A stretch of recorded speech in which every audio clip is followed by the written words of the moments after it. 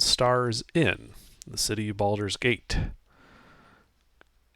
Your search for Graph Virus has led you all over the city, and you've made contact with numerous people and factions. You've fought your way through some undead to gain, treasure you were able to sell. And in the process, one or two people may have died. You. All good. But morning has dawned. You guys are enjoying your breakfast at the inn.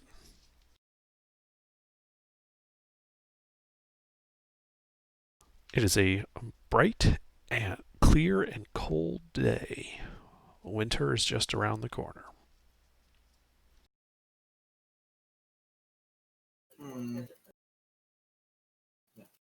Maury, I need you to take a point. I'm not ready for it. Yeah. Excuse me? Winter is coming. Just jump in the limelight, man. There's nobody judging you here except for me. Everybody else? No, Ronald. Yeah, I don't remember where we left off as far as the shield pieces. Well, yeah, we're doing that now. We don't have much information as of right now. In all honesty, we basically had a soft reset because Ezra was the one with the most information and he died. So my character is currently trying to find Ezra's residence to see if he left a journal, which plot loophole. Yeah, my character left a journal. We're trying to find that right now. So how do we go about bartender, guys? The bartender, if she knows.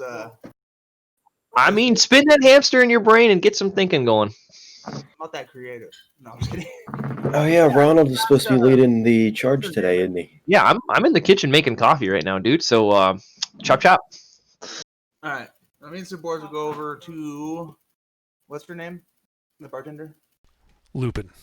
Lupin. So we go over to Lupin and ask if she knows what happened with the bodies, because Ezra's body was there, right? Oh yeah, Moira took care of the bodies, like disposed of the bodies for Lupin, so she didn't have to. Lupin? Okay, so we asked Lupin if she knows where Ezra's residence is, since they seem to know each other pretty well. And she looks at you and she's like, no, I didn't really know him well at all. Very well. Any ideas, Sir Bors? What you want to do here? No. Okay. Thor, what are you thinking, man? Me? Yeah. You got any ideas here? Give me 1 second. You're a little quiet. You might want to turn your microphone volume up if you can, or move closer to your microphone. Or is this better? something. Yeah. You're good. But so the big thing right now is looking for Ezra's residence. Is that what we're doing? Yeah. So I turn to Moira and ask her, "Hey, Moira, does your contact out in the woods that we met not so long ago, they have any?" Yeah, outside of the city. Yeah, that's just the outer city. That's not the woods. In the outer city or whatever. Did they have any contact with Ezra whatsoever? Now, Ezra was kind of like a urban bounty hunter type person. Mm-hmm. So you might want to look more in that direction. Towards the city? So yeah, my contact that I have on the outer city is not anything to do with Ezra. It's a totally different person. Yeah, this is all out of character. This is just to help you guys kind of not get too sidetracked by random flying green snakes or anything. Gotcha. Yeah, can I ask Lupin if there's like a guild of where do we go to get the bounties? So you're looking for the bounty, like the head office for bounty hunters? Yeah, basically that. Not really a thing. Well, if the you might know. bounties are usually paid, this is her telling you, Baldur's Gate bounties are usually paid by the person posting the bounty. So, commonly, the merchants at the counting house, as well as the Flaming Fist over at the Sea Tower, generally post the most bounties. If you're looking for a bounty hunter, that's where I would start. Yeah, let's head. Which way you think? You think we should go to? Contact in the counting house that we were just talking about last session. Oh, I mean, yeah. 2 sessions ago, I think. I missed that. No, you were asking where to get some coins evaluated. She suggested many places, including the counting house, because it's a coin and they're merchants. They might be able to tell you the provenance of it. Yeah, that's where the counting house came in. Thank you, Underdark. Yeah, and I'm glad we didn't go to the counting house because they were apparently evil coins or whatever. Yeah, all right. So I'm gonna go find the closest counting house and head out that way. Well, there's not multiple. There is the counting house. It is the headquarters of the Merchants Guild in Baldur's Gate. That's one we were just at with the scary coins. No. No. We didn't go there with that?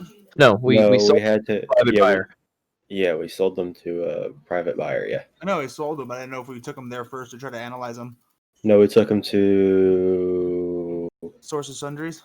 that one, thank you. Okay. All right. Well, we'll head to the counting house. All aboard the counting house train. I promise I'm not going to punch piles of garbage this time. Okay. I promise. You promising me or your party? The entire party. I'm not punching garbage piles anymore. You got attacked by rats last time. Yeah, I got attacked by a rat. Not a rat, like 20 or 30 rats. I'm actually going to ask Lupin if there's any way I can sell dead rat carcasses. She gives you a flat look and says, I don't know what kind of establishment you think I'm running here, but I want nothing to do with those. Okay, is there anywhere that would take dead rat carcasses? Why did you... I suppose you could throw them in the waters, in the docks. I'm missing a bunch of stuff. Give me a second.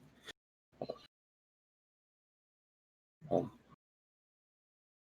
See if that one. Picked up 12 rats, right? Dead rats? Yeah. Yes, something like that.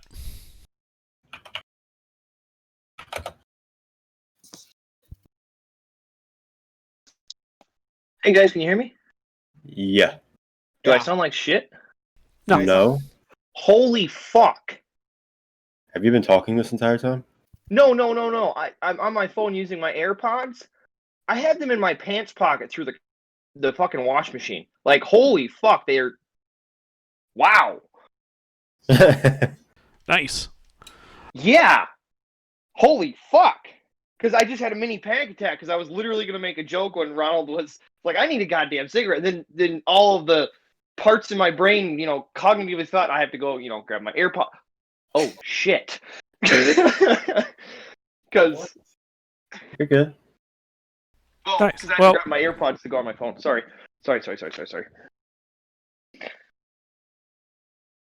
Okay. I'm missing like a few hundred gold. You're missing a few hundred gold? Yup. Why are you missing a few hundred gold? Never mind. I found it. I was gonna say, are you saying this in character? Like you looked in your your coin purse and like, wow, this is really light. So apparently my AirPods are waterproof. Hey, They're water resistant up to are like we 3 going feet. counting office or what? You guys in? I don't know. Are we going? Yeah, I'm heading out. Yeah. Okay. I'll follow you. I'm here for moral support. Okay. So you guys head out of the Blade and Stars Inn and start making your way along the roads and eastways. You know that the counting house is over in the steeps, basically opposite side of the harbor from you, so you kind of make like a horseshoe shaped. So you kind of join the flow of merchant traffic heading from the Basilisk Gate towards the Wide for a bit. As you kind of turn off that main road, this old man stumbles up to you, Thor. He looks and smells drunk as a skunk. Okay. And he holds up this like glass eye to you, like you would use for a prosthetic.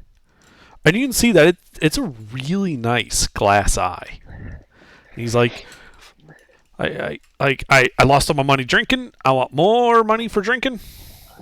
Hey, you look like you got some money. 3 silver pieces, and I'll sell you the eye. Sure. Steal. Even if it's worthless, it's still amusing to have. Yeah. I'll give him 3 silver. Okay. Yeah, you give him 3. I was like, thank you kindly. And he sort of stumbles his way, back along the road, probably looking for another pub. How long can you drink on 3 silver? If you're real stingy about it, like you get the cheapest, like just get me drunk shit, you could probably get good and wasted on 3 silver, and have enough for a tip. I don't know, the stuff that burns really well. The stuff that when they're not drinking it, they're using it to strip paint off the sides of boat hulls. Yeah, Bacardi 151. Bacardi 151. I'm sad that they got rid of that. So I want to see what he's going to try to sell next. You want to follow the guy that sold an eyeball? He's headed the other way, like back the way you guys came. let's just keep going. Let's just keep going. Say, where are we going, Dylan? You're in charge, remember? Yeah, we're looking for that. We're following the horseshoe of the harbor, going over to the coin house. So I'm going to continue on in the flow of merchant traffic. All right. So like right at like the apex of your route, you're at the northernmost point of where you would now start to turn southwest to head towards the counting house. You're just south of a infamous bar called the Blushing Mermaid, which is basically a pub that all the sailors go to. And it's the kind of bar you go to when you're looking for when you want to get drunk and then get into a fight. Oh, a brawler bar, fun. Yeah. It's like the seedy dock bar where like a night without a fight is considered a dull evening. Yeah, all the tables are bolted to the floor. It sounds like Thor's type of place. I'm not touching it. Don't get me. Don't let me go in there. I'm not punching anything this time. All right, yeah. Well, you're about like a block away from it. You know where it is, and you can hear, even at 8:00 in the morning, you can hear that there's a raucous going on. But the important thing, why I bring this up, is, as you're kind of walking down the street, you see this old man who he doesn't look all that drunk, but he does look kind of shabby looking, and he is checking like every gutter, like on the sides of the road.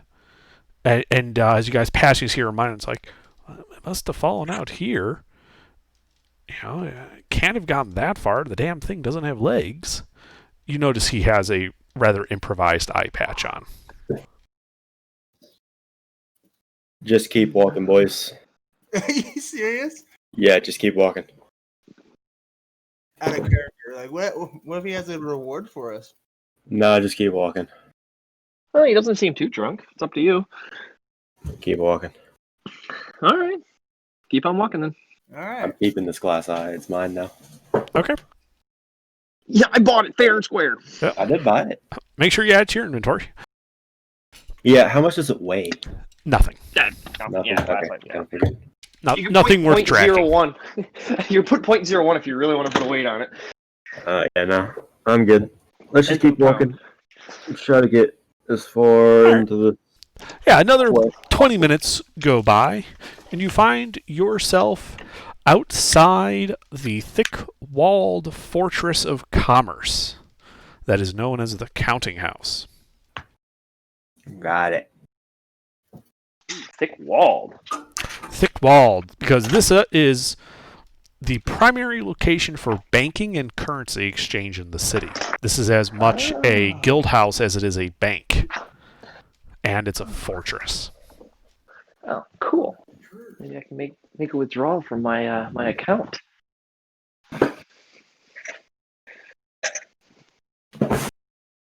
All right, let's go ahead and head in.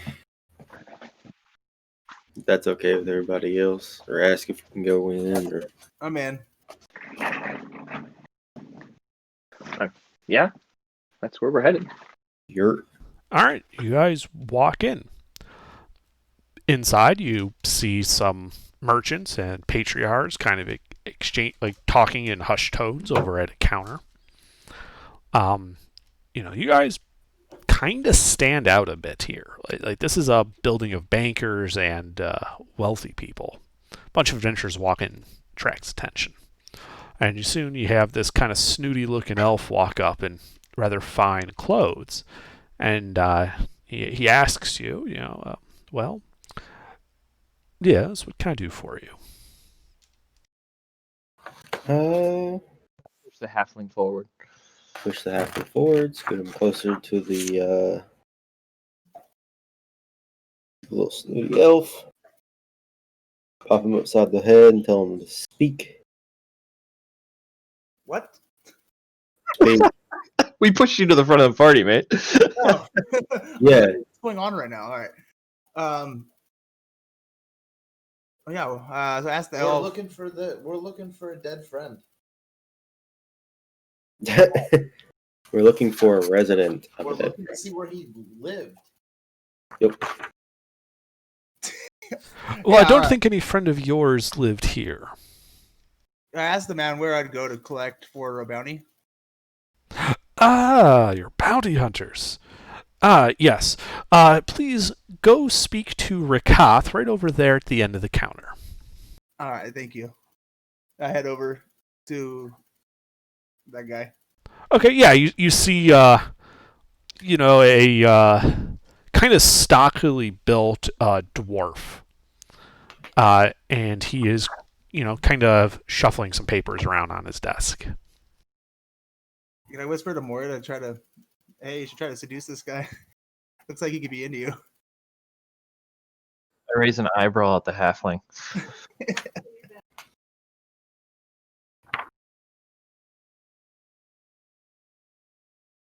All right. So, There's no need to seduce anybody. Money talks. yeah, so we walk up to this dwarf.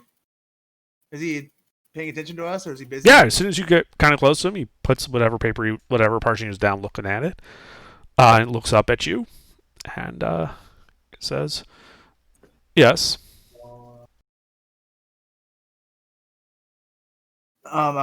Ask him if I can clip the fuck.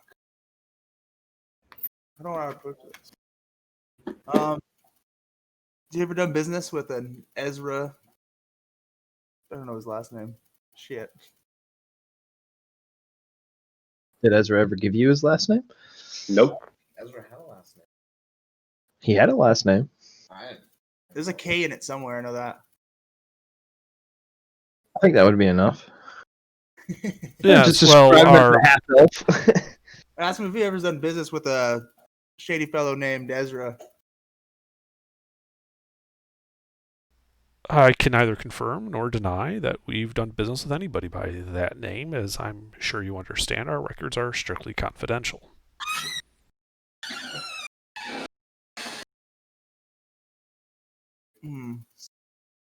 Go ahead. You do it. All right. Can I bribe him? That is certainly an option. How would you like to approach bribing him? Are you just going to straight up ask, how much to find out about this guy? Yes. Okay. He looks a little taken aback by the forwardness of it. Please make a persuasion check. Yeah. What's your persuasion?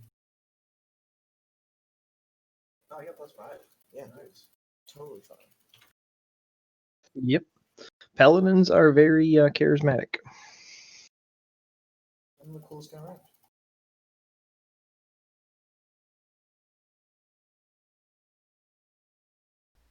Well, for a certain fee, I'm sure we could get some information about individuals that you are interested in finding about. How much are you talking here? Well, do we have some more private to speak? Looks around. Oh, I'm plenty comfortable here. I would imagine the bounty counter is not very busy, so It's I don't. not, think and there's too he many people likes over the here. fact that he can basically snap his fingers and get the attention of his comrades. He doesn't want to go to. He does not want to walk alone into a shady part of the room with you guys. Well, I'm just trying to be a professional. He has both of his kidneys, and he'd like to keep it that way. Okay, that's fair. I don't In know. a professional perspective, his counter is where you would make an exchange of currency for information. It is not an uncommon Let thing me put it to this way: you exchange. blatantly asked him how much to get information he just told you was confidential and that they don't release, and he basically asked, "Well, how much are you talking here?" That this is not an unusual transaction. This isn't something that you would need to keep on the down low with these guys. You'd kind of pick up on that. Yeah. We'll work on your guys' approach to the circumstances later on. Jake's got a stone. I don't know how much to offer him. Okay, if you were, let's say, okay, this is all out of character. Let's say you're trying to find a piece of information, you want to bribe somebody. What would you consider a reasonable dollar amount? Remember, one gold piece in this era is, I would say, probably roughly about like maybe $100 in our money. I mean, maybe 10 to 50, depending. I mean, I don't know exactly what the exchange. It's arbitrary, but you have to remember that the gold piece is the common standard. One gold piece is universally understood. So offering 10 gold pieces, what Thor recommended, isn't really that much when you're talking to somebody who handles thousands of gold pieces a day in bounty hunting. So I would say probably a little higher than 10. So let's go 15 to 20. Yeah, I'll throw him 15. So you're gonna start at 15 gold pieces. Okay. Okay, he takes the 15 gold, kind of sweeps it off to the counter. You don't even see where it goes. And he says, "Okay, well, for 15 gold, I can in fact confirm that a bounty hunter by the name of Ezra did do some work for us and has collected some bounties in the past. Was there anything else today?" Was there any bounties placed on Ezra himself? No, I'm afraid that if you're here to collect a bounty on Ezra, you are not going to be paid by us. Okay. Trying to find his residence. You know where I might be able to find that? Well, as I said before, our records are strictly confidential. I couldn't possibly tell you that for anything less than 50 gold. Yeah, I give him another 15. Slide 15. I'm sorry, I believe you misheard me. I said 50. 50. Alright, I slide him 50 and have that. Excellent. Again, just slides it off the corner. And, sorry, off the desk, not the corner. And he says, well, Ezra kept a small apartment about a block west of the Shrine of Suffering, down in Heapside. In the blue building, second floor, room 3. Awesome. Thank you. Thank you for doing business with us. Anyone else have any questions for him? I don't have that much gold. No, I'm good. Yeah. We What can you? I step forward and ask him what he can tell us about the Blade and Stars Inn. It's an inn, and it was named for the sword and the shield that used to, be prominently displayed above its door. Do you know anything about the shield specifically? Well, the proprietor, what was his name? He's like tapping, like, God damn it, I can't remember that guy's name. Aruyan. he used to say that it was enchanted to do one thing and one thing only: bring in customers. And I can tell you, they've done all right by that. Can you tell me if there's been any bounties placed on Arion's head? Shuffle some papers. It's like, I don't see any record of any bounty placed on Arion. All right. Thank you so much. I guess we'll be on our way now. Yep. Well, enjoy your day. And you as well. Go. Ezra's apartment. All right. So you guys walk through the city once more. Flaming fist patrols kind of walking the main street, keeping people from getting too rowdy. Again, there's a line up of merchants and carts at Baldur's Gate. It would appear for today, for some reason, the guards are being very thorough as you walk past that gate. Fortunately, you don't have to go through it. Because it looks like the guards are pulling apart everything. They are searching these carts thoroughly. But you go on by, passing, actually you guys will be passing by the Blushing Mermaid on your way to Ezra's apartment. You find the blue building. You are currently standing in the street looking at it. Let's go in. Nope. Can I see his door from where we're at? You can see the front door that would lead to like stairs going up. So we're not at door 3 yet? No, you're not inside. You're on the street looking at his building. Okay. Yeah, Alright. let's go in. Going carefully. All right. You carefully ease the door open to a dark and shadowy staircase leading up. I'm going upstairs. All right, you start going up the stairs. They kind of creak and moan as you go up. Typical for buildings like this. Mm-hmm. And you get to the top, and you can see the rooms, or rather apartments, are labeled, odds on the left, evens on the right. Judging by the number of doors, there are 6 apartments here. Shit. We forgot what number Ezra's was. 3. I forgot. 3? Alright. Let's go to 3. Okay. You find yourself in a nondescript door, a brass number 3 having been stamped to it. I'm gonna go ahead and open the door. It's locked. I'm gonna go ahead and kick open the door. Okay, make an athletics check.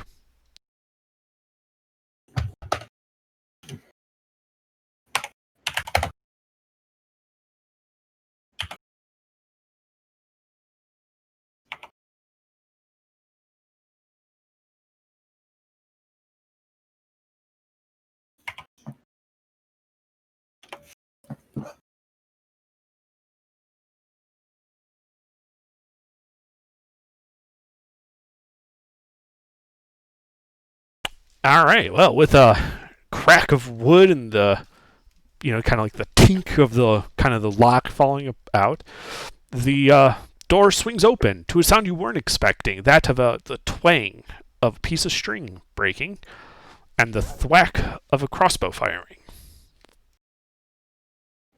Yikes. That's gonna hurt. Thor, does a 14 hit your armor class? Yep. All right, a crossbow bolt embeds itself in your chest for 16 points of piercing damage. I just shrug it off. Okay. Yeah, you can see that it looks like whoever had set up this door had rigged a crossbow to fire if anyone opened it. I mean, it sounds like Ezra. Mm-hmm. Can I see if there's any more traps around the room? Sure, make an investigation check to look through the place for more traps.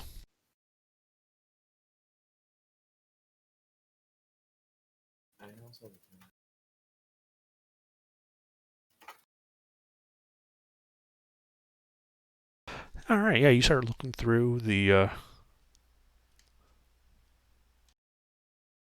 Yeah, you started looking through the place. In the main living room. From those there's this main living room, small hallway, room to the left, room at the end, kitchen to the right, and you can see as you're kind of carefully investigating that there's a tripwire across the entrance to that small hallway. And there's a couple area rugs.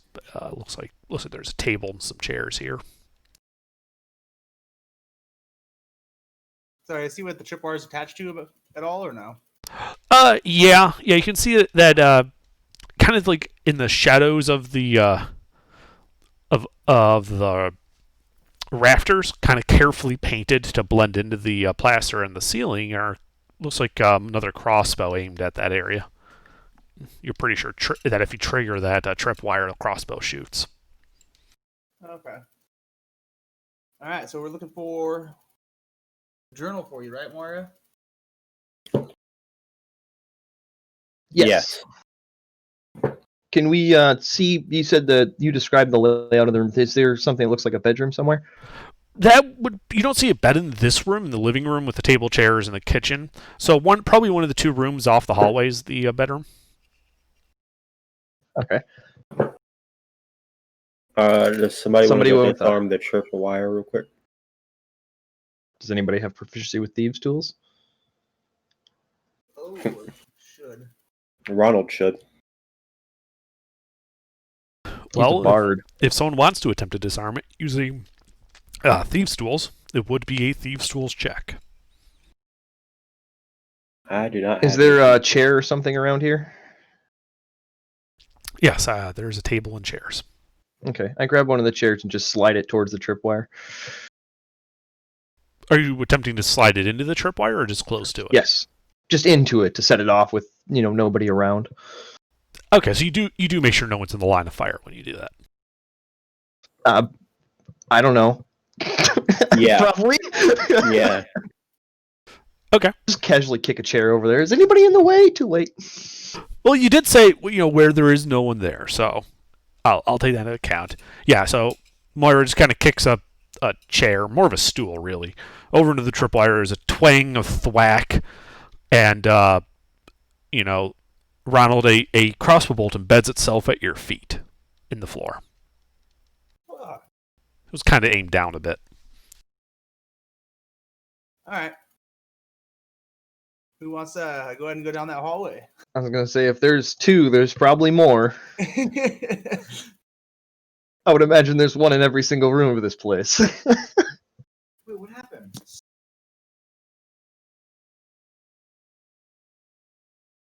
So what do you guys do? I push the halfling forward. Go ahead. Be on, thought. Bring us back a journal. Wait, who? I have to go? Yeah, that's what we're telling you to do. I can't investigate shit. I know I can't. I have terrible skills at checking rooms, so I'm sending you forward because you seem better at it than me. Exactly. I have a -2 investigation, Ronald. Yeah, you're the only one that's like.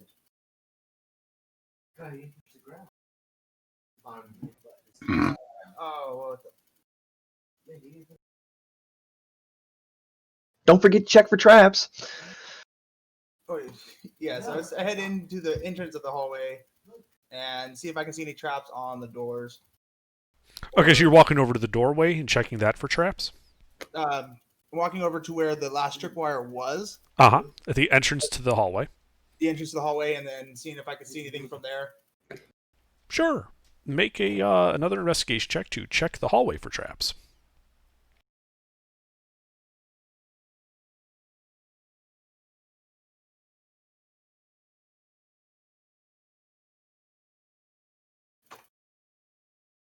It looks fine. All right. Is the door left or right, or? First door is on the left, and then there's another door at the end of the hall.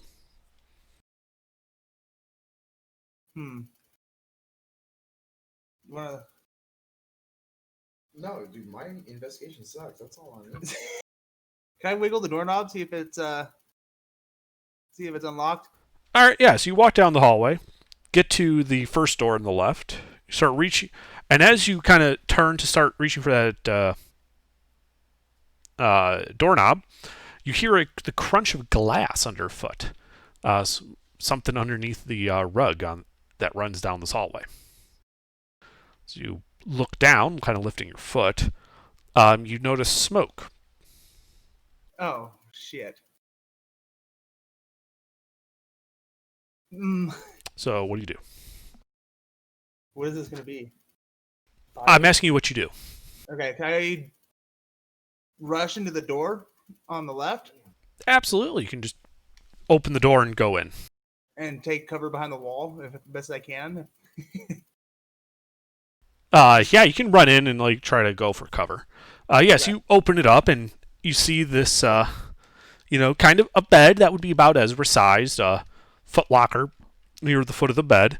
You also hear the twang of a string breaking and another crossbow firing. Oh shit. 20 hits you. Yes. All right, crossbows. You go and rush into the room, leaving kind of smoke in the hallway behind you. It hits you for 10 piercing.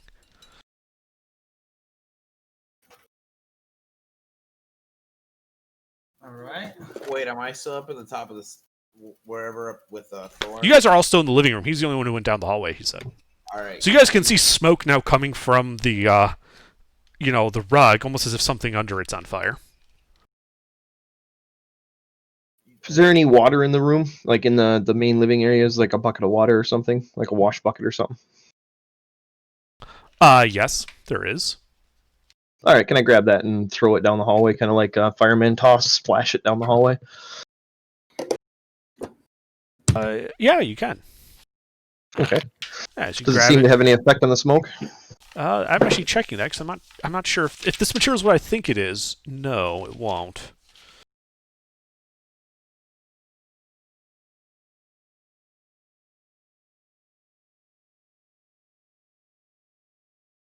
Yeah, actually, that would have an effect. So yeah, you throw it, kind of soaking the rug in that area.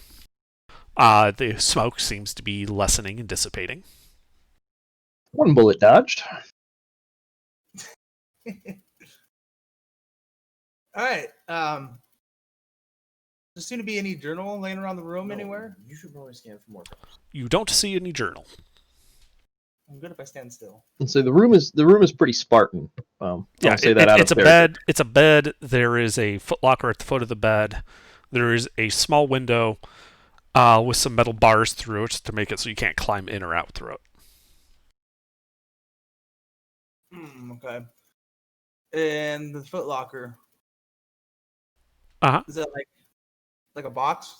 Yeah, it's like a short, thin but wide chest.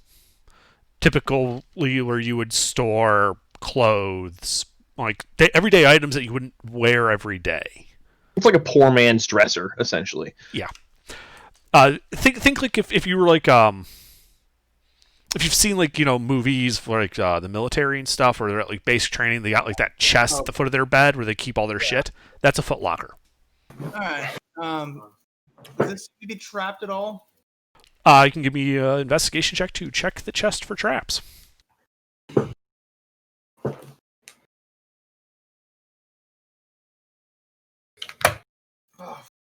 Nah, it's totally untrapped.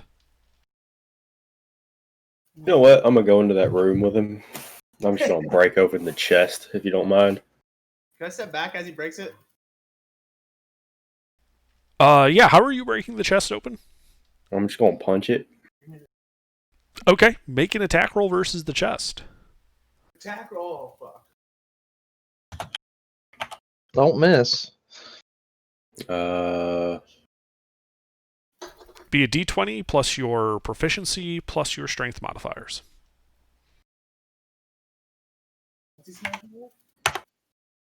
All right, you hit it, and it like just like slides back into the into the bed, which then pushes the bed back into the wall. It kind of makes a loud clattering noise, but it does not appear to have had any damage done to the chest. Did I hear anything rattling inside the chest? You did not know. Okay.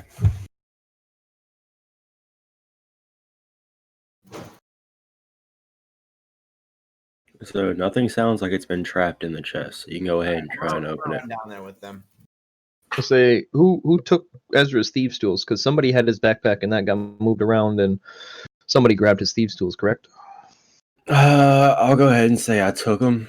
I was gonna say you grabbed everything else from that pile. We do have to sit down at some point and sort the inventory stuff out I have all the inventory in my. of everything that wasn't taken. I figured because you have what, like 200 something carrying capacity. 2,000.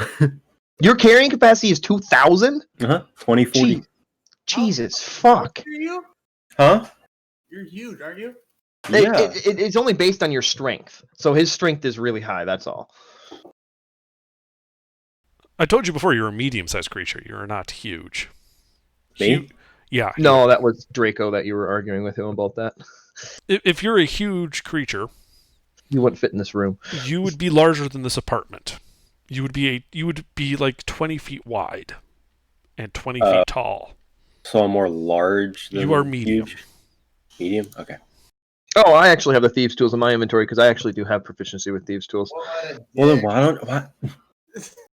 I just scrolled down and realized it.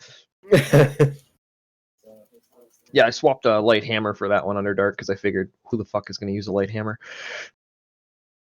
I would have used a light hammer. Well, I'm going to take the light I'm hammer. a sorcerer. If you had a chisel and a light hammer, you could have opened that chest without having to punch it. True. Anyway, All right. So what are you guys doing? I'll take a crack at. All right. Thieves' tools. So you make a thieves' tool check to try and pick the lock. Okay. How do I go about? Because I never actually asked you about that. If I put thieves' tools as a proficiency, I would just add my proficiency, so it'd be a +2 with the thieves' tools. It would Correct? be it's dexterity. So and it's proficiency. deck plus. Okay, so it'd Yes. be a +4 then. All right.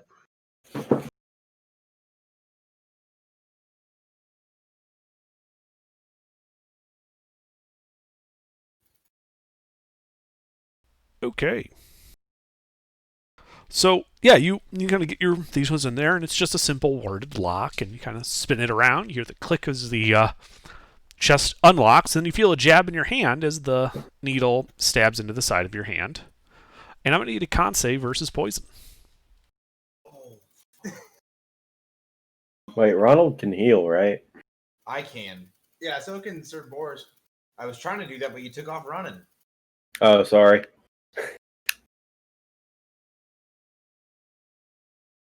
I think I'll be all right. I'm a dwarf.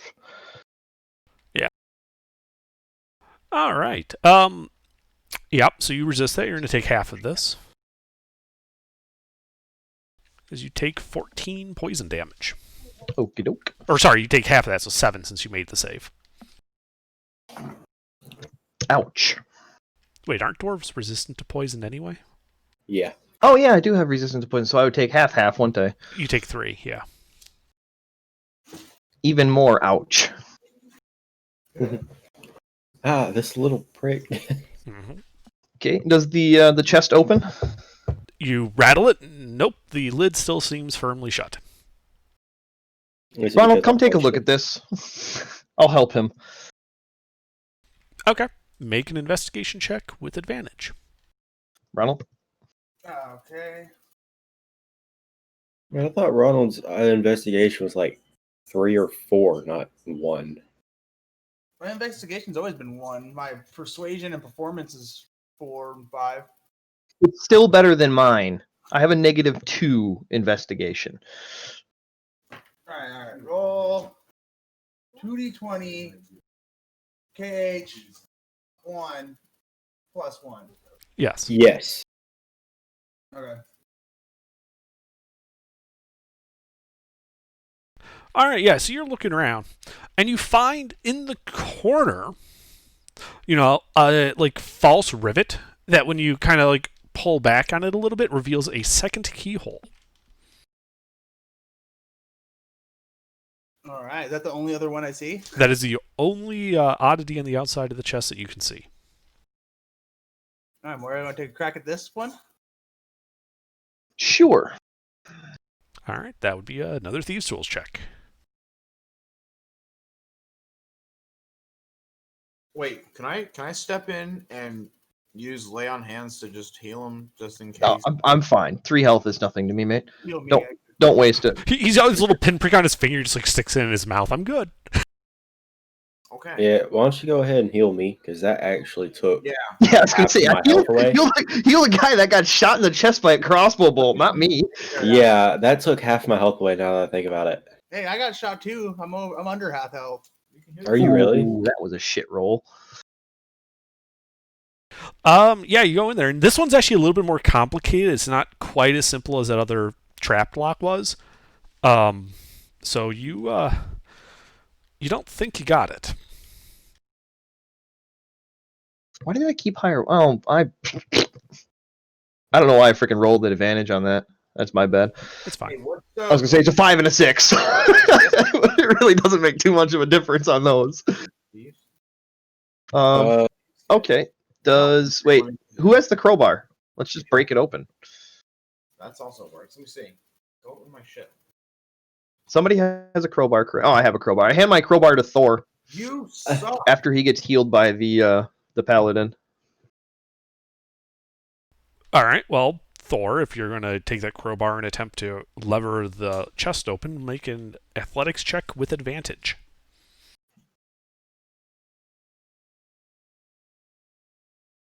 why aren't you? Okay.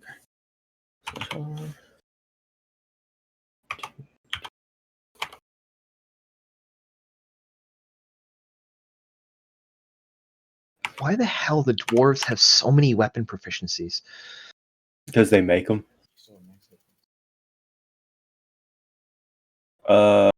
Athletics is 5. Yep. With advantage, because you're using a crowbar. I know. I was scrolling through my skills. Oof. This is not that good quality of a chest, and 11 is enough as you kind of splinter the wood and, pry up the lid. Do I get shot with anything else? Nope. Okay, good. What do I see inside the chest? All right, inside, facing that big heavy lock on the front, you see this little spring-loaded mechanism with a needle. It looks like the main lock was a decoy and was trapped. Got it. You also see some clothes. Do I see a journal? You do not see a journal. What if I pick up the clothes? I'm going to pick up the clothes and see if I see a journal. All right, yeah, you kind of go through the clothes and, whatnot, and, spare pair of boots and all that, but no journal. All right. Backpack it all then. Okay, so you have another set of traveler's clothes. Okie dokie. I was gonna say if this journal is important to Ezra, it wouldn't be hidden in an obvious chest. It's probably hidden somewhere in the room. I don't know if you guys know what a slip is, but more than likely it's hidden inside of a false board or a floorboard, like a floor trim piece that comes off. So, let's search the room and see if we can find where he has hidden stuff. All right, so I'm looking for fake boards and stuff. Yeah, go ahead and make an investigation check to kind of search the room for hidden stuff. Nick it with advantage again. We're all helping you. Yeah.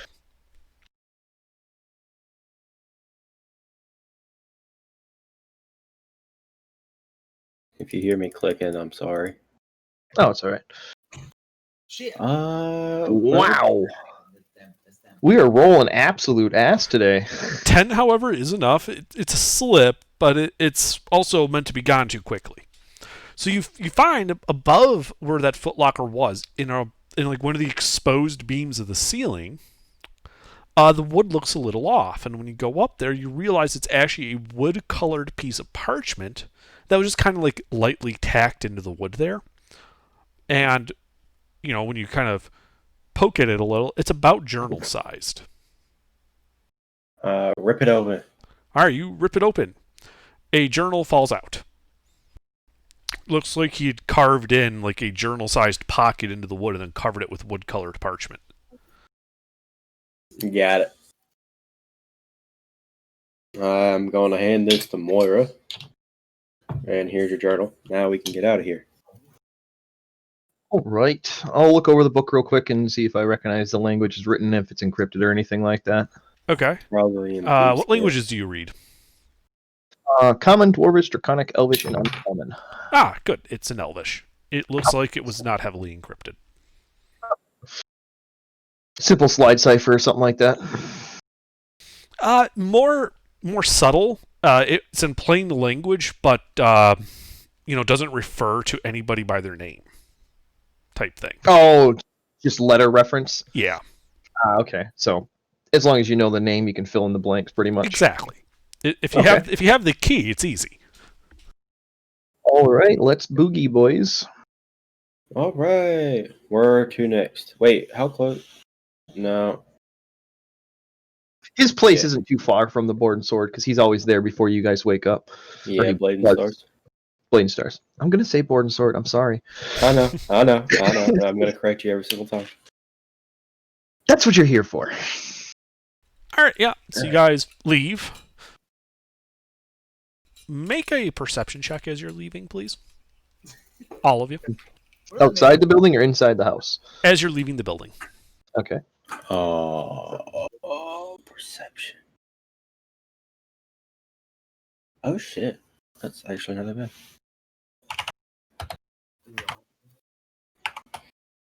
bad.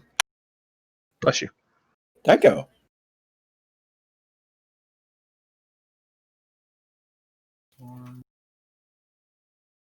Do you see what I see? And then I'm gonna roll mine again on Sir Boris right now. Gotta find out. I'm trying to add thieves tools to my skills because I forgot to when I made the sheet, and it's not letting me put a 4 there. Go into mods and in the mod type in plus dex.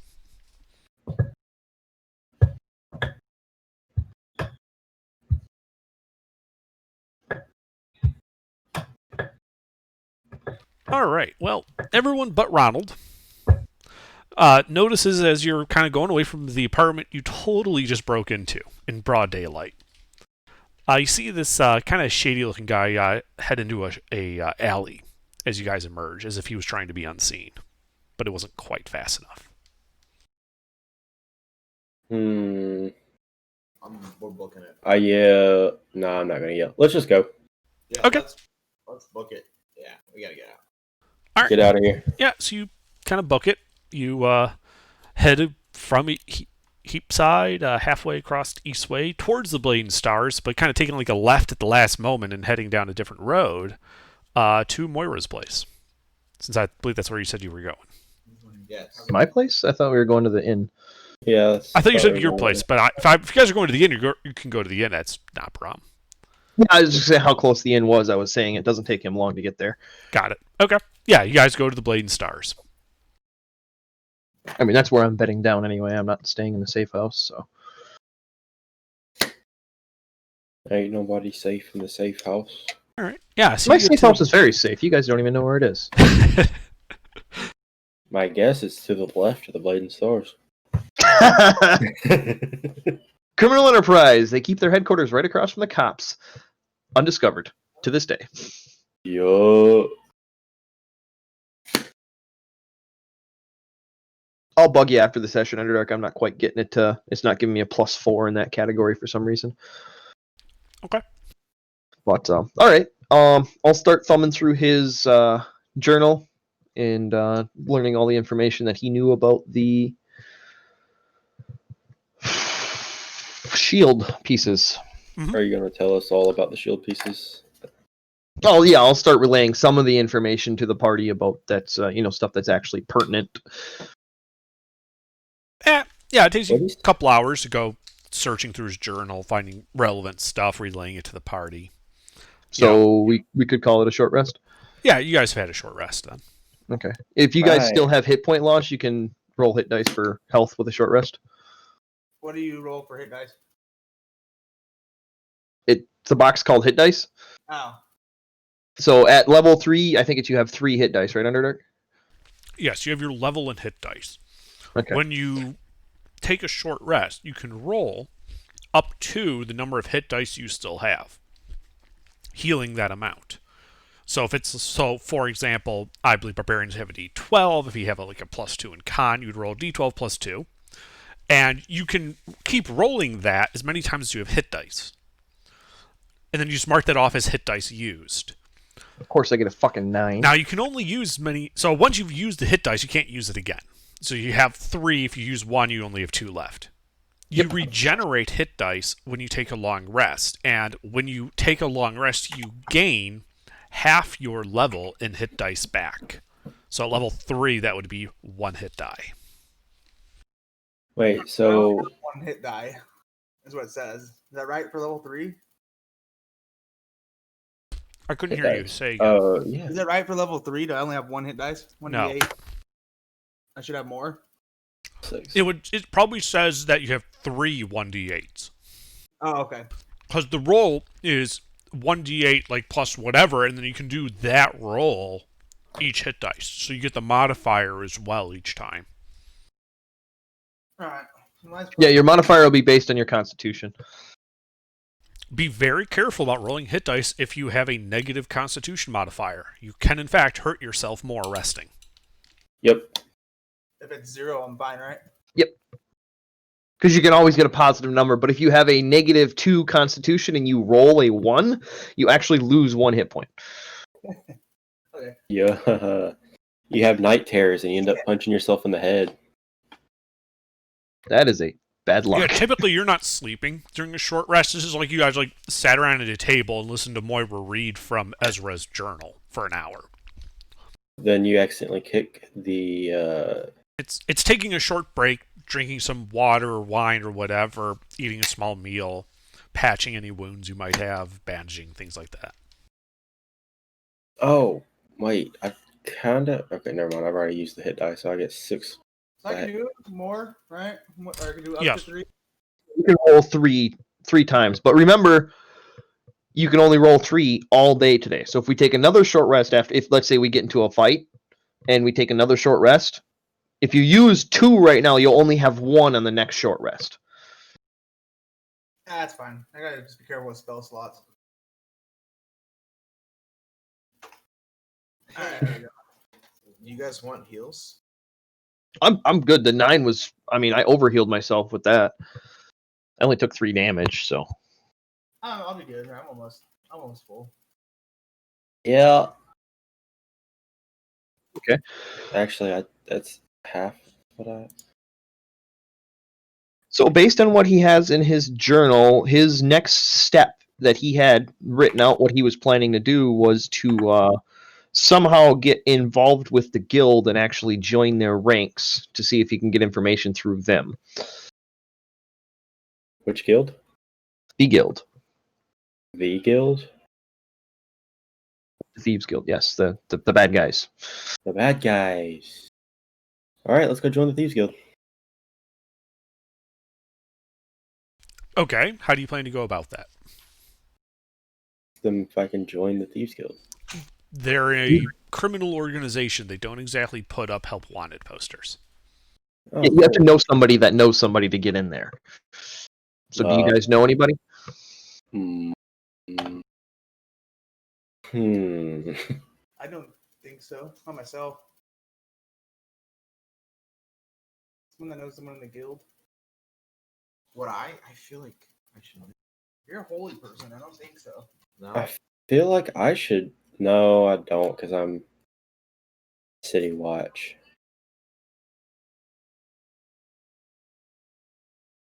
Thor is City Watch? Yeah, I'm part What's of your City background? Watch. City Watch. So you're another member of... Yeah, I'm a member of the City Watch. Or The I Flaming was. Fist? No, the Upper City.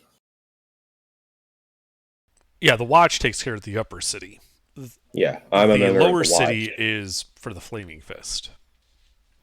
Although I do have the insignia of rank for Astaroth. Oh, that's right, the flaming fist one. Wait. Never mind. I'll ask you that after the session's done. All right, let's go. Moira, do you know anybody in the Thieves Guild? No, I'm new to the city. I don't know anybody in this city. Other than my own contacts, but I doubt they know anybody. We keep to ourselves, our people. I'm gonna go fresh my coffee up real quick. So let's go to the Blushing Mermaid, or a bar that might carry some Less than desirables? less desirables. Under any recommendations? Though that's your decision. For less desirable people that we could get in contact with? I only know that there's the Elf Song Tavern, there's Blushing Mermaid, and Blade and Stars, kinda.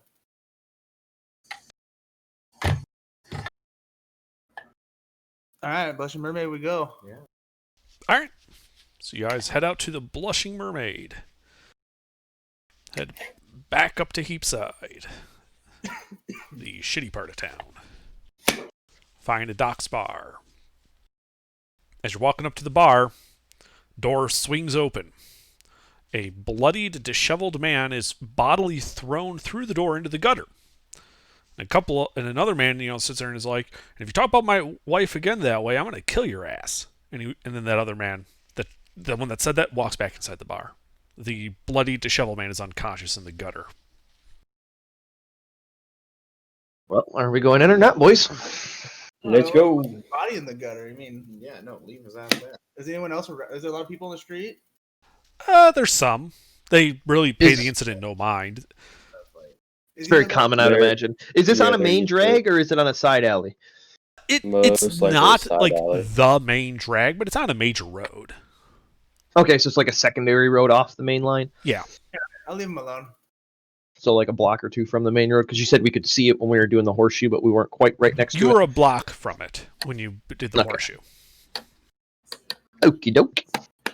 All right, let's go inside. By the way, guys, I'm just gonna say this out of character. Try not to be so blunt. That can get you killed really quick in a bar like this. Yeah, I got it. Can I stick really close to the big guy? Are you Me? gonna the what are you? Are you a half orc or no? You're Goliath. That's right. Yeah, I am a He's Goliath. gonna climb up on the Goliath's shoulders, so we'll have a halfling and Goliath. Too bad your name wasn't David, Ronald. Right? That's my middle name. Ronald's gonna change his name to his middle name now, just so we can have the meme of David and the Goliath.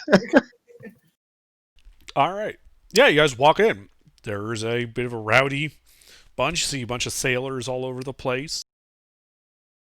You see the bar is well stocked with cheap ale. And not much else. My favorite. All right, I'll go up to the bar and get 2 pints for myself. I'm a dwarf. I will grab 3. You hand one up to me. I'm gonna go ahead and hand one up to Ronald then. Oh, that's right. He's on the fucker. I forgot about that already. Just hands him a mug of beer up. He's up on his shoulders. All right, what's our bill so far? Boris, are you drinking or are you going to be holier than thou? No, I'm drinking. Oh, good. A fun paladin. I don't get too many of those in my life. I want 2 though. He's going to get 2 as well. Okay. So that's 7. Yeah, that's 7 copper pieces. It's 1 All right. copper piece a pint. I'll hand over a silver piece. Okay. Well, a gold piece and ask for change for silver. Uh-huh. Bard, play a fighting song. All right. Let's up that. We'll do ukulele this time. All right. You pull out the ukulele and start playing. What type of Death song are metal. you playing? Death metal. Rowdy. Say No, actually, let's try to calm everybody down for a little bit. How about that? I don't know if they'll react good to that if I play some mellow music. Oh yeah. All right. Your stuff got right. Let's see. I can do like just a normal like folktailing one, like No. Play Ride of the Valkyries. Ride the Valkyries. All right, I'll do it. All right, you start playing Ride the Valkyries on your ukulele. Please make a performance check. I already have plenty of bad rolls. I'm gonna kill this.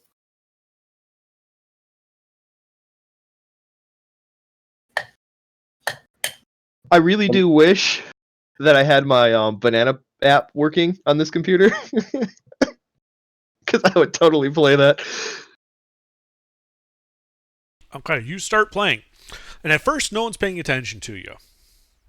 And then one of the sailors turns around, hurls his mug of ale at you, and says, "Will you quiet the fuck up?" And misses, hitting a guy 3 feet away from you in the back of the head with this mug, who then turns around, pulls out some brass knuckles, and starts advancing on the guy. Within seconds, no one can hear your music over the brawl that has broken out. Do you have a louder instrument? Now, I have to ask, are any of you guys going to get involved in this brawl, or are you just going to quietly back away? Just go sit down at the bar and admire. Yep, I'm going to turn around on my bar stool and just watch. Is there anybody near me that I don't know that I can put bets on with somebody? Yes. Yeah, there's like this older, like, sea dog of a guy sitting there just quietly sipping his ale like nothing ever happened. All right. So what do the two guys look like that are fighting? There's a dozen guys fighting at the moment. Oh, okay. Like a brawl has broken out. Because, guy A threw his mug, hit guy B, advanced on guy A. Guy A's buddy, guy C, tries to sucker punch him and fails, and then guy D's getting involved because that just ain't cool. And before you know it, half the bar is involved. All right, I go to the old guy. 5 gold on the guy that threw the mug. He turns, looks at your gold, looks at the guys. Well,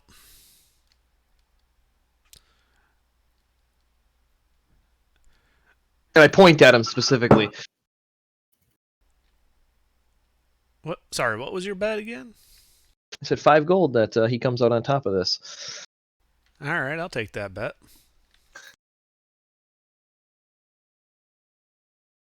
All right, I will sit my 2 cups of ale and he kind of puts like his own pile of gold out on the table next to yours, kind of just as security for the bet, the surety. Yep.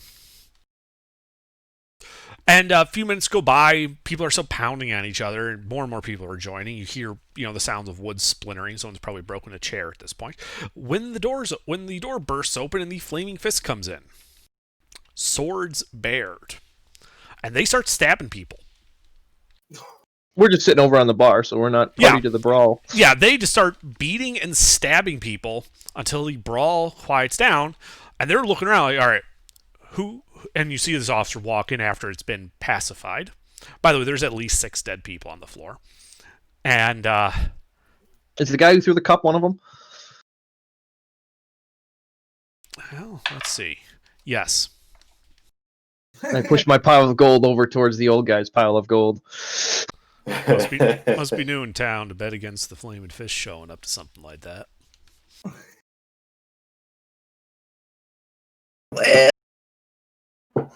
This is what it looked like. And he just keeps drinking his ale. It's like, and the Flaming Fist, an officer walks in, kind of looks around and says, "All right, which one of you started it this time?" Pointed the dead guy on the floor. Yeah, we all point at the same dead guy on the floor. You're all pointing at this dead guy. No one else in the bar is pointing at him. Like everyone else in the bar is kind of looking the other way. Officer kind of zeroes in on you guys. I didn't point. I'm still at the bar, minding my own business. Okay, 3 of you point. And kind of zeroes in on, I think Thor's the biggest one there, yeah? Heck yeah. All right, she comes to Thor and she's like, you look like someone who would start a brawl just to see how it ends. What do you got to say for yourself? Hmm? I didn't do it. Play the dumb giant card. I'm just Well, let me put it big this and way. There's 6 stupid. dead bodies here, and I'm not the one going down for it. Well, How many flaming fists are there? There's like 24 guys in here. yeah, we Swords are cannot out. take them. Ooh. Like they didn't come in and like pacify it. They came in and pacified the place. I look at him. Uh-huh. I take out my insignia of rank from the watch. Say it couldn't Flaming fish.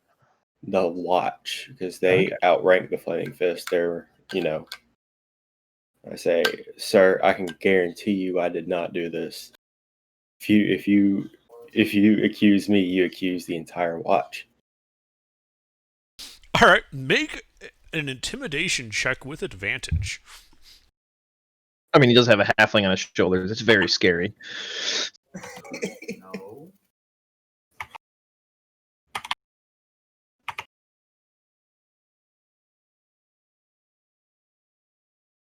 Can't. Where's that 5? No. 7. Whoops. She kind of sneers at it. You're a bit outside of your jurisdiction, and the watch ain't here. Well, all it takes is somebody finding out that you're accusing the watch, doesn't it? You some like new what behind the ears recruit or something? No, not at all. I was in there for quite a few years. Really? So you don't know how this works? I do. Oh, so you do know that we're just going to stab you and throw you in the harbor. Oh, you can. But She I like really looks wouldn't. like I'm pretty sure I got the forces to take you. Yeah, but I really wouldn't. You Okay, wouldn't want. you're not You me, wouldn't. and I would. Hold on. We're the closest. Is it only the one entrance? Yeah. It's a brawler bar. They designed it like this. Yeah. And she's like, look. Tell you what. I'll fine you 50 gold for disturbing the peace, and we'll clean all this up and get out of here. How about 25 gold and I'll help you carry all the bodies out? Done. Got it. All right. There we go. So you kind of they kind of like assist you, and I say it in air quotes because really they have a cart there, and they all stand by with their swords out and watch as you carry each corpse to that cart. Well, he probably carries them 3 at a time. Probably, No, yes. I just put them all on my shoulder and carry them. Fix it up on the head. Wait. Something isn't right. Never mind, this is right. This is right. All right, yeah. Okay. So you start, kind of bodily lifting, these bodies multiples at a time.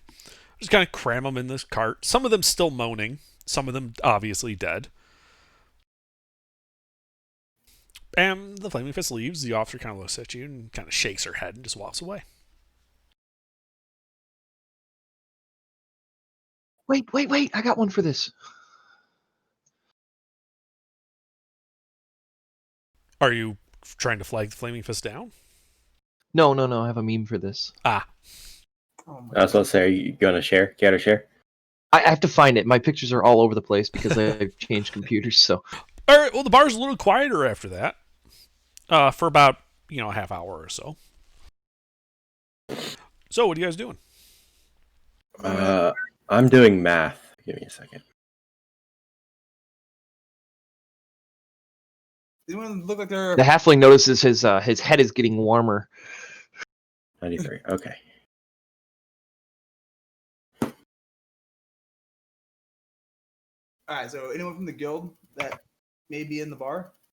And we I'm might pretty sure they're all dead. You That's don't someone- see anybody wearing a shirt that says Guild member. any shady people we can like isolate out. The like, bar say is what- full of shady people. It's a shady bar. Hmm. The bartender is shady. The flaming fists that came in were shady. Your paladin friend is the least shady person here. I throw some dirt on his armor so he doesn't look so shiny. Is he gonna take that support? That's fine. Anything I can do to be blended in. I just went and downloaded a new one. I couldn't find it. And I would remind you that this is a paladin that was totally okay with you guys breaking and entering into a dead comrade's apartment. So he's like the shady paladin. Yeah, I'm kind of the man.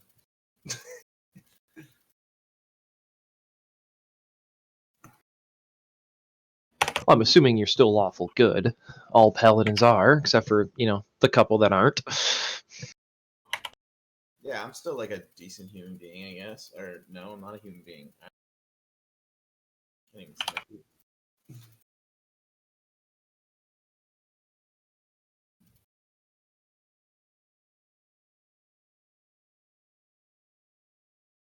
Okay.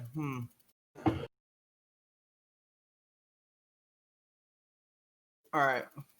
Old man still sitting there drinking his ale. Didn't even bat an eye. Maury, what do you I think? offered to buy him a drink and ask him his name. Oh well, thank you kindly for that.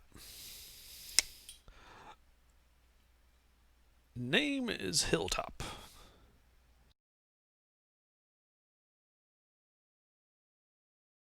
Ah, bit of irony. My last name's Underhill. Oh, fancy that. I really hope they didn't name you the same way they named me. I am from a clan of hill dwarves, so there's about 16 different hill subnames, so maybe. Well, they named me Hilltop because that's where they found me as a babe, left outside. Very interesting. I hope they didn't find you 6 feet under. As far as I know, just born and raised a normal dwarf.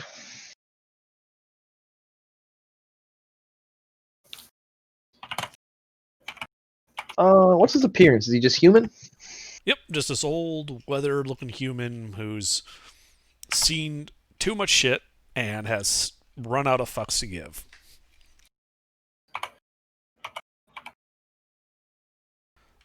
So what brings you to Baldur's Gate? Ain't exactly a Work. great tourist destination. Just work. Cleaning up somebody else's mess. Well, there's lots of that around. Messes, I mean. Point over at the floor of blood. No, Yep. no, that's a more local one. You look like the sort that can get things done. So I hope you can sort, the larger shit out. Oh, yeah. That's just a small mess of the messes I'm dealing with. Haven't got to that point yet.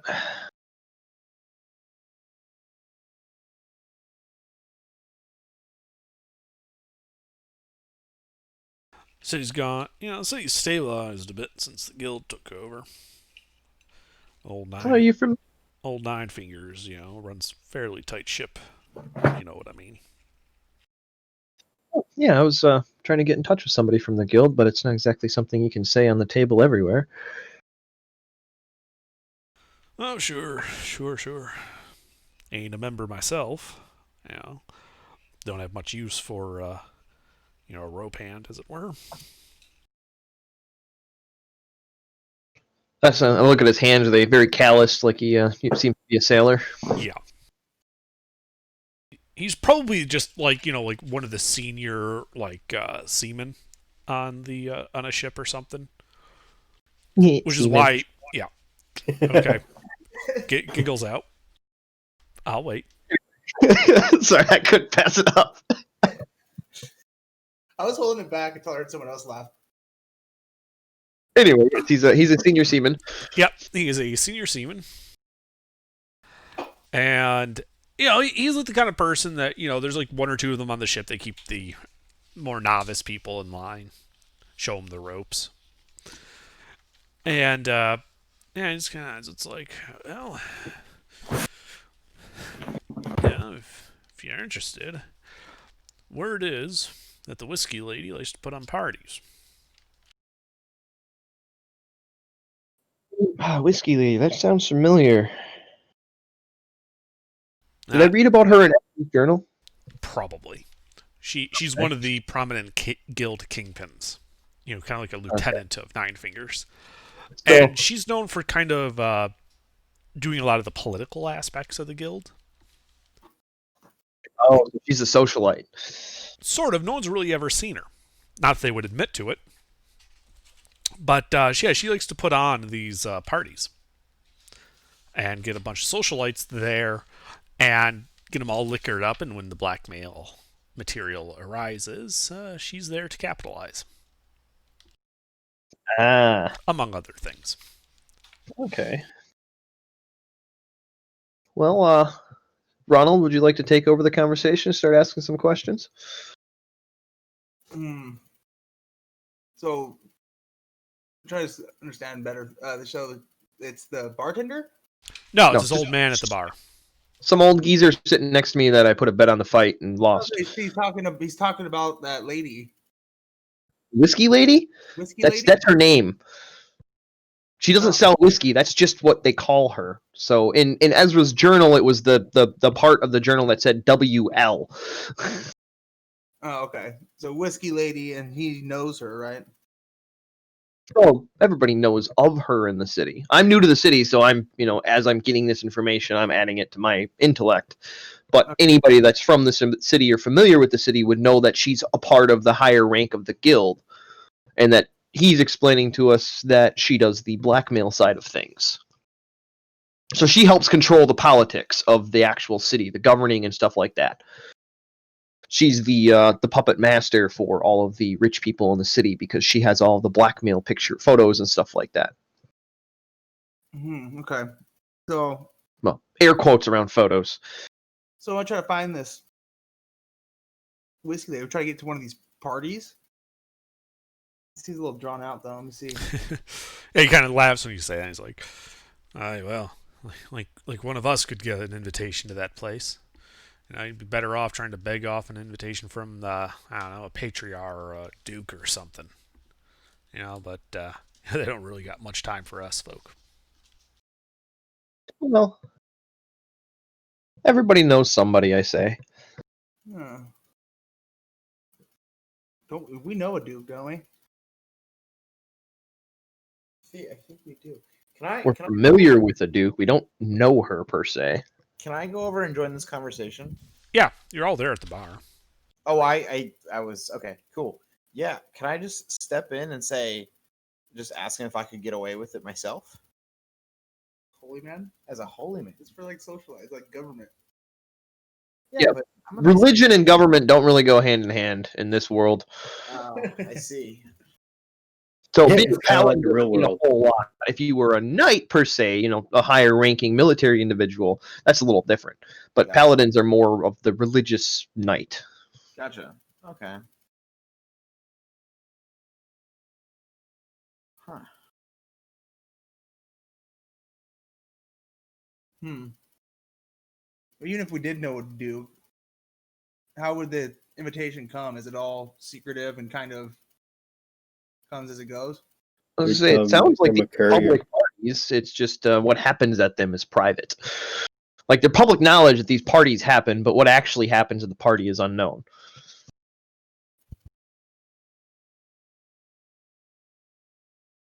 It's kind of like when you hear about like the parties and like Hollywood and stuff. People know of the party, but no one really knows for sure who went or what happens at them. Or even where it was. Does he know where they happen? Don't touch me there. I would imagine the whiskey lady has several homes and villas that she throws these parties in, so it's in random locations throughout the city all the time. So it's not exactly like you can just show up. Not exactly. No? The whiskey lady, also known as Dowager Rattle, basically holds us in the Rattle estate. Her name sounds funny. Where's the estate? The upper city. Could we get up there? We'd have to get all dressed up and shit. Should anybody have any fancy clothes for a giant to wear? My clothes doesn't come in that size as I look up at him from my bar stool.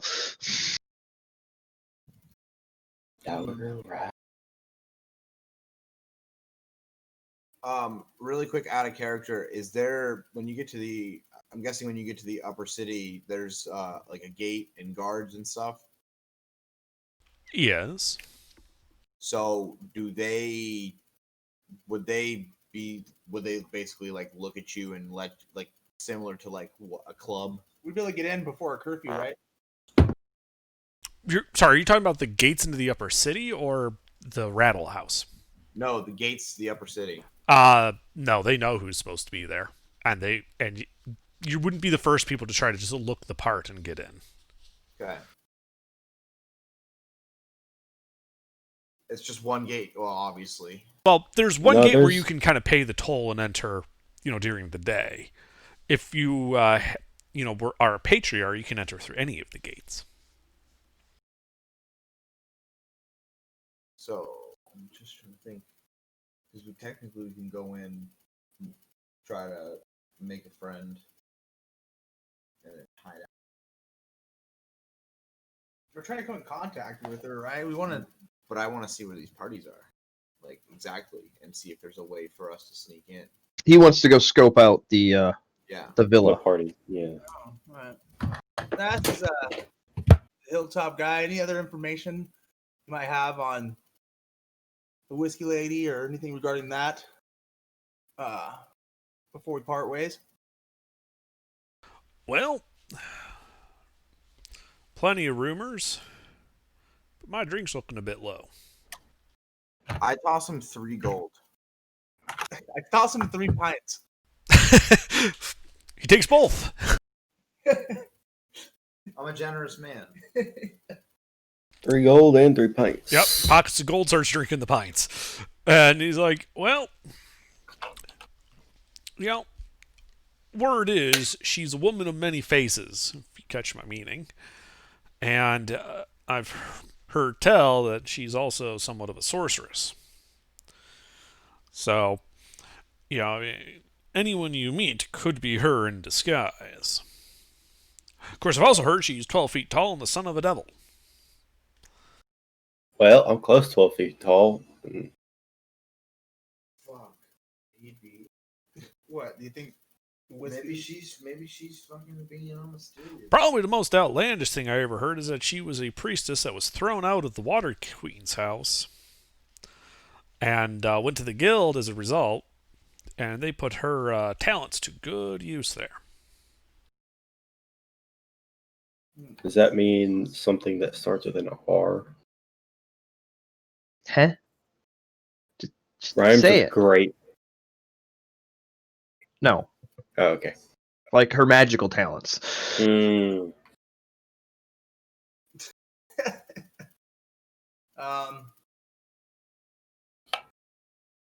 Do we know where this estate is if we were to head up? I'm sure you could find it. There's not that many estates in the upper city. Not like closed off villas like this. There's a lot of houses, but There's a lot of houses, but So- there's not anything that there's only a few things you'd think of as an estate. yeah, like we've been to how many? 3 estates so far? No, just one. One estate house so far. Well, it was more Well- of a villa, but yeah. Yeah. We've been to one villa so far, and think about that. Think about the estate house or whatever as being, a couple time, maybe like 1.5 times that size. Okay. I just don't think how we would do this. Wait, have you played Assassin's Creed Odyssey, Boars? Yeah. All right, so think about the villa house as like where you would go to find another assassin and take them out. And think of the estate house is where you'd go to one of the general's houses. Gotcha. There we go. Yeah, I think we should just thank him for his information and his time, and real one for the homies. He's on his second pint now. He raises his pint. He's like, "Thank you for the drinks."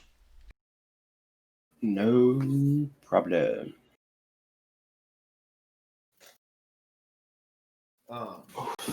You guys want to what time is it? It's early afternoon. What time would it be if we head back to the Blade and Stars? Blade and Stars is only about a half-hour walk. I'm talking about the Upper City. So it would still be early afternoon. Yeah. We could. Bazaar on the way. What? The shopping place. No, other direction. Ah, shit. That's Yeah, in we- the Upper City. Yeah, we could go to the shopping place We can- right now as like a scoping mission as to if we wanted to get into the Upper City. Yeah, I think we should do that. And also get some. I need to get something. All right. Yeah, I kind of want to do that. So let's head on over to the Shit, I forgot what I was going to get. Bazaar, right? Yeah. The Wide? With all the shopping stuff. Yep. All right. All right. So you guys head over to Baldur's Gate to go through into the Upper City. I believe for the whole party, it's like 2 silver to get through. Yeah, I'll go ahead and pay it. All right. Yep, and you're swiftly made through the gate. And so are you guys headed to the Wide or headed somewhere else? I think we should go to the Wide first, so I need to get a lance and a pike. I think it's a lance and a pike. Already lost the page. The Goliath is buying a lance. Yeah, I know, right? Imagine that. Are you going to go to the halfling on your shoulders? No. He couldn't. I don't think he can use the lance. Well, he can use it. Not He might not be good at it. He wouldn't be able to. Would he be able to use the full 1d12? I mean, he would get the full damage. It's just a matter of would he be able to hit anything effectively. Like, if he's not proficient in it, there's issues. Alright, so I'm gonna pick But up it would a still be lance. funny. Yeah. I'm gonna pick up a lance and a pike. Okay. Yeah, you can do so fairly easily. And I'm gonna get the halfling. What's a war pick? It's based on a mining pick, but it's made out of hardened steel and was designed to go through helmets. I'll go ahead and get the halfling a war Like pick you ever then. see the Braveheart movie? Yeah. All right, you know the pick that they use on that guy with a helmet and all the blood starts coming down from the top of his head? Yeah, give me. That's a war pick. one. Yeah. I do. So while I was reading Ezra's journal, I seen a subnote about a strange elvish lady in the market. I'm going to wander around and see if I can find her. Okay. Make an Is that- investigation check. Oh, yay. I am not good at these. Since I have his information from his journal, do I have advantage? No. Damn it. Like, you go to the spot where she isn't there. So at this point, you're searching the Wide, and you don't find her. Damn it.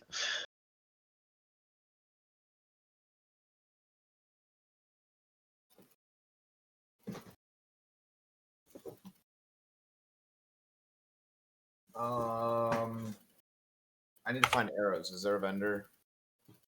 Wait, Yeah, so for the basic stuff out of the PHB, it's very easy to find it. You can just buy it at the PHB price. why is the pike so much heavier than the lance? Because it's a pike. More metal. Oh, Less yeah, wood. yeah. A lance is a long, light wooden stick that's just really long with a sharp point on the end of it. Lances are what they use in jousting tournaments. Wait, Got it. Yeah, lances are usually a one-off. Like, a lance is meant to be broken so that the tip stays in the enemy. Whereas a pike is more of a long time. I'm going to keep using this weapon, like a halberd almost. Got it. So yeah, you guys do your shopping. Takes about an hour or so. It's not that difficult. What would you like to do now? Is there a that has like fancier clothes? Yes, there are fancy clothes shops. How much would it cost to get outfitted to something that would fit in to a party as such? Party clothes cost. Right. So to get fine clothes would be 15 gold a person. Well, I already have some. I don't. So Wait, would I technically? Oh wait, no, I gotta see if I have. What would it say for like nicer clothes? Fine clothes? Fine clothes. Yeah, Sorry, I couldn't hear you. Say again. I just wanted to see if I had fine clothes, which I also have. Okay, so a couple of you have fine clothes, the kind that would kind of fit in. Yeah. I bought some before came to the city, so I had some already. Mm-hmm. I'll get some fine clothes. I only have. and I'm gonna go ahead now. I have to get some fine clothes as well. Okay. Yeah, fine clothes cost 15 gold a person to get them. That includes like the tailoring so that they fit your frame properly and all that. That's why it's so expensive. You're saying my fine clothes cost the same as this fucking Goliath over here? Yes. Yeah. Yeah, you're not paying for the cloth. The cloth is about the same cost. You're paying for The tailoring. the getting it custom cut to your shape and figure. Oh, okay. So the cloth is the cheap part. So that's kind of an arbitrary. It costs about the same as common clothing. It's you're paying for the tailoring. All right, copy that.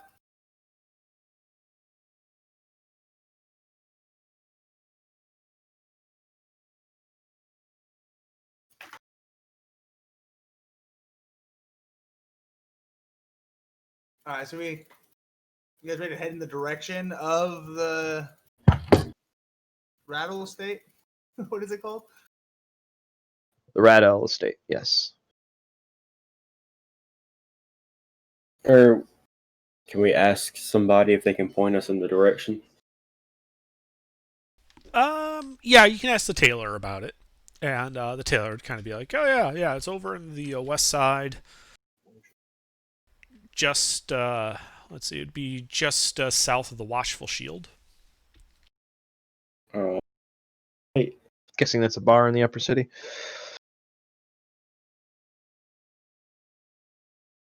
It's Oh, wait, is it's a that- shrine to Helm. Oh, that's right. It's a helm? Yes, the god Helm. God helm. Okay.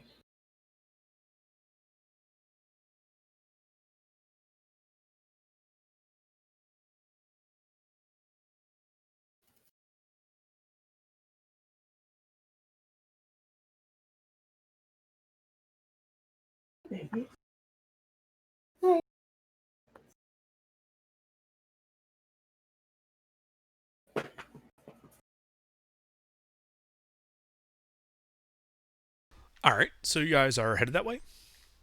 Yeah. Okay. Is everybody wearing their fine clothing? I am. I mean, bought it, but Wait. did you keep wearing it after it was tailored? Yeah, I wore it out of the store. Okay. Well, then while I was in the store, I would have used a change agreement, switched into mine. Yeah, Okay, I would, sure. I would also do the same. All right, so you're taking off your armor and putting on fine clothes. Are you wearing know. your weapons? Dagger, I'll- but that's it. Yeah, I'm wearing full weapons. Okay, You just have your pike strapped to your back. A pike and a lance strapped to my back, or pike, lance, and great axe strapped I to my was going back. to say, do you know how big a lance is? I don't think you do. Yeah, dude. A lance is 12 to 14 feet long. Yeah. I'd have that going crossways, Okay. or kind of diagonally across. I'm my just back. saying it's going to stand out. Yeah, I know. And So are you is a guys pipe and a great axe. and are you guys carrying your backpacks and all that with you with all your gear, or are you leaving it somewhere? I don't think we have anywhere in the upper city to hold it. I mean, we can like get one room together at an inn and leave it in there. Yeah, that wouldn't be a bad option. Are there any inns near the wide?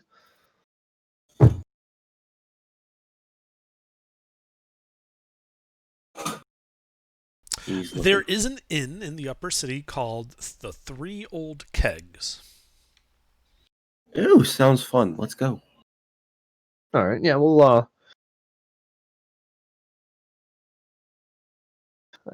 it'll look a little weird, but I think nobody will really bat an eyelash to 5 people getting a room together, or 4 people getting a room together.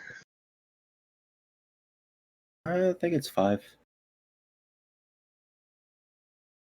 Well, right now there's the 4 of us, but we do have Yeah, two 4. more party members. Technically 3. Just Spectre hasn't had a chance to rejoin. All right, so you head to the Three Old Kegs, which is a rather nice kind of like upscale inn and pub. Let's say, just so it looks a little less suspicious, let's get 2 rooms. Yeah, agreed. If we get 1 room, it'd be a little. What are they doing with just 1 room? There's 4 of them. I am sharing it with the halfling and whoever else wants to join me. I can take a room with the paladin. Yeah, because we have some class. All right, we'd like to book 2 rooms up to the innkeeper. Alrighty, yeah, you notice that there's like 3 people who are very obviously brothers behind. Like they look almost identical to themselves. They're not twins or anything. They're not identical, but they're close. They're the 3 old kegs, I take it. They're and when you say it, they kind of shout like, no, we're known as the Three Old Toads. We run the Three Old Kegs. Got it. All right, well, rooms start at 2 gold a night. All right. I'll take care of mine and Ronald's. I'll pay for the other room. Okay. And then book it for 2 nights. Yeah, That is acceptable. 4 gold total. Yep. Yeah, and we're always out going over, and one of them, he's like, well, you can call me Alston, and what brings you to Baldur's Gate? You're obviously travelers. Business. Yeah. A lot of that goes on here. Big old port city. Just a whole lot of business. Just mind yourselves down the lower city. It's a bit of a rough place here in Baldur's Gate. Yeah, we're well aware. I nod and tell him appreciate it, and I push over 2 silver for him as a tip. Well, thank you. Do they have a bellboy or? Yes, they do.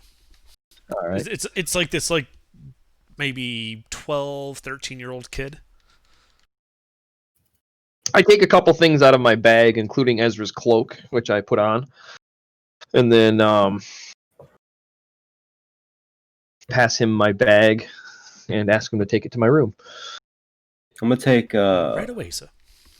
I'm gonna take my 2 hand axes and put them underneath my clothes because I'm assuming. Yeah, we're trying to be less obvious. That was the whole point of buying a room, to get rid of our backpacks. That's why Underdark asked us if we're going to carry our backpacks into this, trying to look like fancy people, and we got big backpacks on our backs. Big backpacks, bedroll, lance, pike. Yeah, we're trying to be a little more subtle, so we blend in with the patriarchy. Hey, So, out of character, does anybody have an extra dagger? we should have a lot of daggers. Ezra had like 8 on him. I had 4 on me. I was gonna say, yeah, we have a bunch of daggers just all in Thor's backpack. Okay, so I feel like we should take those for. Yeah, that's why I'm grabbing my hand axes, just so I can keep, because they seem, because I'm big enough and they seem small enough to where I can hide them. Would it be weird to carry a rapier? Is it ornate? Is it Ezra's rapier? Ezra's rapier was in those bags, so I it believe very well may be. that's where I got it. I think you picked Ezra's rapier up off his body because Astaroth took the backpack. So yeah, no, it's a basic rapier. It's not ornate. So it would kind of be weird for a wealthy person. That's what we're trying to pose as, to carry around a mundane or basic looking rapier. So I would not recommend taking it. Yeah, generally, carrying around a sword like that in a swanky place would be kind of restricted to officers, whether they be military or like officers of the watch. So with it not being an ornate rapier, where it's not decorated or shiny, or it's a basic common rapier, it would look off if you carried it in there because it wouldn't look the part of somebody who would actually be carrying one, like an officer. If you were carrying one, you'd be wearing like a dress uniform of some kind. All right, I'll take a few daggers with me, and then also I'll disassemble. I'll give you a couple of daggers too. I'll disassemble my flute and keep that on me. You don't need to disassemble it. Oh, are you talking like you just put it in half and threw it in a pocket? Yeah. Okay. All right. Under I am keeping, just to make sure that it doesn't bulge out of my pockets, I am keeping 10 feet of string. Or I'm sorry, not 10 feet. 5 feet of string and just one bag of ball bearings. Is that too big to be able to take with? Can I take half a bag of ball bearings? You would want to empty out some of the ball bearings, like half of them. But yeah, you could do so. So one pound, so 500 ball bearings or so? Yeah. All right. All right, ask. Hey, what's a signet ring? It's a ring on your hand that would have like the coat of arms of your house. They were typically used in olden times one of two ways. On official documents, you would ink it like a rubber stamp and stamp it next to your signature as a way to authenticate it.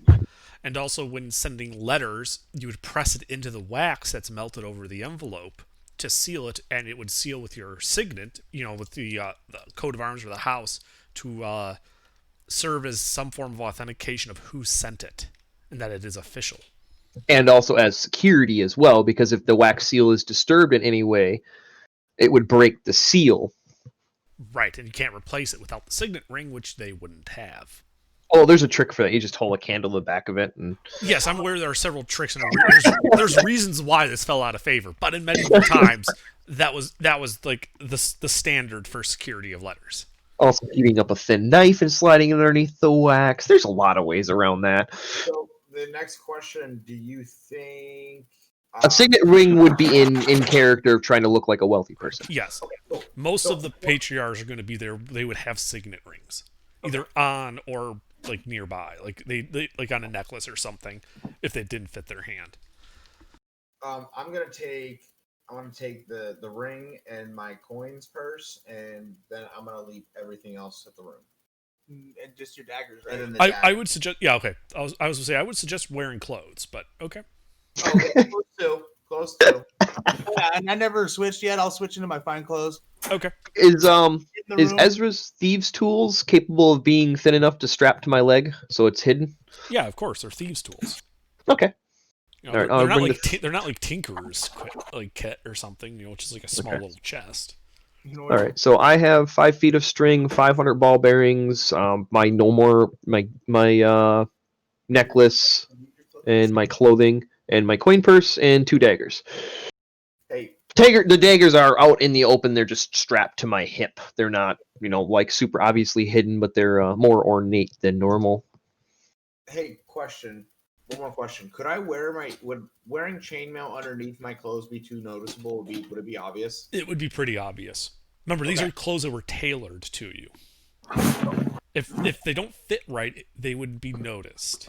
And while you can get away with that with like off the rack clothes or clothes that were specially tailored to go over armor, in this case, fine clothes generally aren't, and they won't. Okay. With that knowledge, could he have gotten them tailored for the chainmail? It would be obvious that he's got added bulk on that isn't flesh. Okay. All right. Yeah. No, that's cool. That's what I'm saying. Is like the type of clothes. It'd be like trying.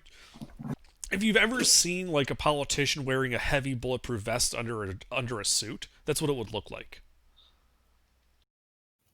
Obvious. There's no way to hide it. Yeah. It's incredibly obvious. Because there's no way to hide level 3A body armor under a suit. Not if you want the armor to be effective. No, Yeah. you can hide level 2, but yeah, do you actually stop anything worth a damn? No. No. Hell, even Level 2 can be made out of thin, soft Kevlar, so it can be much more easily concealed under a suit as long as the suit was tailored with that in mind. But yeah, chainmail is the equivalent of wearing level 4 armor. Like yeah. modern in it's terms of bulk, modern and bulk, stuff. yeah. So, like you're wearing a plate harness with big, heavy plates in it. Yeah. So Underbox. it is not something that's concealable. Worth a damn. Like you could try, but it'd be super obvious. Underdark, question for you. Could I conceal a tinderbox in my clothing? Like, is it small enough? A small tinderbox? Yeah. Okay. Then I would like to dip the 5 feet of string in the oil flask that I have with 1/3 of the oil remaining in it from making the flaming arrows. Soak the string in that, and then wrap it in some wax cloth or wax paper to prevent the oil from leaking out. Just so I have some oily string. Okay. He No problem. farted right here. All right. So are you guys All ready? right. Should be Yeah. good to go for Yeah, I our will. visit. I just want to make sure I've sent my backpack off with the bus boy. Yep. You guys have said. Well, we went up to the room. I think would be probably better for all of the gear changing we're doing. Yeah. Instead of doing it right in the hall, like I changed my mind. Like, yeah, let's just go up to the rooms with our gear and do this instead of Yeah. setting You the go into your bellboy off. gear, you go into your rooms. You change into your fine clothes. You take basically only your holdout weapons. All right. And guys, make sure to note what you have and what you don't have because it will be important. So there's a extra equipment down one page from your equipment. So you want to mark in there. It'd be easier to keep track of what you actually have on you. At least that's how I do it personally. That way you don't mix up what you randomly have in your backpack. Like obviously Thor, you're not bringing all of the rats with you. Yeah. Yeah. I So mean, just if make note of what you brought, what you didn't bring. You know, you can do it that way. Any other way, whichever way works best for you to remember. Yeah, I just Yeah. want to leave one of my instruments because that would have been terrible. Yeah, the halfling has like 4 different instruments strapped to his body in random spots. Mm-hmm. He has a ukulele hanging down from his crotch. Back. And Are you guys ready to go scope this place out? yep. Let's do it. All right, you guys start walking through the upper city towards the Rattle House, and walking through, you notice that you kind of blend in a lot more now. There's not as many odd looks, not as many hostile looks at you. You're one of the crowd, and it takes about an hour to walk all the way down to the Rattle House. And doing so without like running.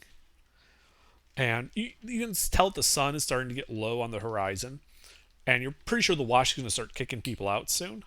But given what you've heard of this party, you would expect that as long as you're inside, the watch probably isn't going to be too bothered about you.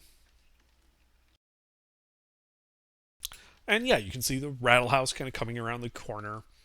It is a walled estate, a nice state house kind of tucked into the middle, some trees poking out, the tops of trees visible over the wall, and a guard in the livery of House Rattle kind of standing at the entrance. And that is where we will call it for the night. Does he look like he'd be attracted